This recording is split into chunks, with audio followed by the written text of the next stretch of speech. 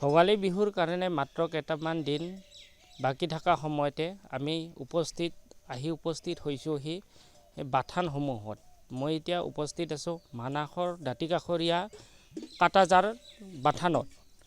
ৰাজাবিল কাটাজাৰ বাথানখনত এতিয়া বৰ্তমান উপস্থিত হৈয়ে দেখা পাইছোঁ বিভিন্ন মহ ইয়াত আছে, ক্ষীৰতী মহ আছে আৰু বিভিন্ন ধৰণৰ গৰুও দেখা পাইছোঁ। গৰু বাথান আছে, লগতে মহৰ বাথান আছে।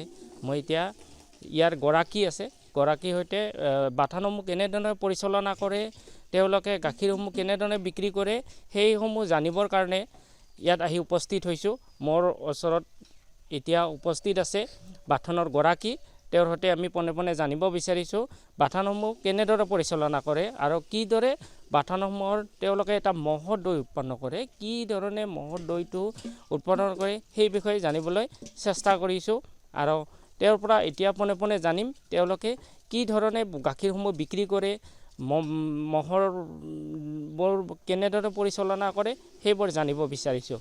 হয় দাদা, আপোনালোকে এই বাথানসমূহত ক'ত বাথানসমূহৰ মহবোৰ ক'ত নিয়ে আৰু কেনেধৰণে ইয়াক পৰিচালনা কৰে? আমি জংঘলতে চাৰে, জংঘলত চাৰি এখানে আৰ এই পাইকাৰি লৈ যায়। আমিও দুইজমাই আৰ বিক্ৰি কৰে। ক'ত নিয়ে গাখীৰটো? গাখীৰটো বাগমাৰা নি। দৈটো আৰ ইয়াৰ পৰাই কাৰোবাক 1 কেজি 2 কেজি 3 কেজি এনেকৈ লৈ যায়। কি দাম বিক্ৰী কৰে? 200কে দি ইয়াতে দৈটো। আৰু গাখীৰটো? আৱা গাখীৰ 80 টাকা। কিমান বছৰ ধৰি ইয়াত মহ আপোনালোকে পুহি আছে? বছৰটো হ'ল এই আহুন বুঢ়া বুঢ়ী হৈ গ'ল, 40-50 বছৰমান হ'ল এইকেইটা। আমি আৰু 20-25 মান হৈছে আৰু। মহবিলাক ক'ত দিয়ে? মানাছত জংঘলৰ পৰা চাৰি আনি থওঁ। কেতিয়া আনে? 5টা বজাত আহি পায়। এতিয়া 5টা বজাত বেলা ডুবে। এইখিনি চুঙাত দৈ উৎপন্ন কৰে। চুঙাৰো বনায় আৰু এই পাইকাৰী দিনতো লৈ যায়, ৰাতিটো চুঙা বনায়।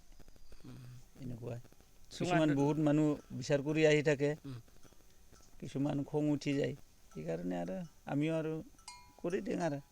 ক'ত নিয়ে এই গাখীৰবিলাক? কেতিয়াবা গুৱাহাটী লৈ যায়, কেতিয়াবা পাঠশালা, কেতিয়াবা কোকৰাঝাৰ এনেকুৱা লৈ যায়। কিমানটা আছে ইয়াতে?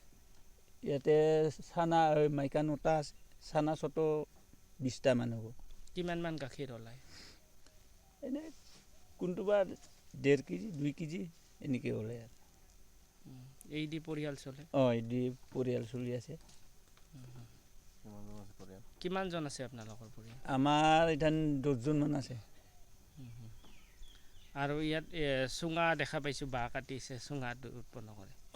এই চুঙা কাটি থাকিব লাগে আৰু এই পানী গৰম দি ধুই আৰু শেষ ফালাগে চুঙা মাখা শুকা দিব লাগে, শুকা দিলে ভাল হয়। তেওঁলোকে ইতিমধ্যে গম পালে কেনেদৰে তেওঁলোকে মহবোৰ পৰিচালনা কৰে, কেনেদৰে গাখীৰবোৰ প্ৰস্তুত কৰে, সকলোবোৰ আপোনালোকে গম পালে গৰাকী মুখেৰে।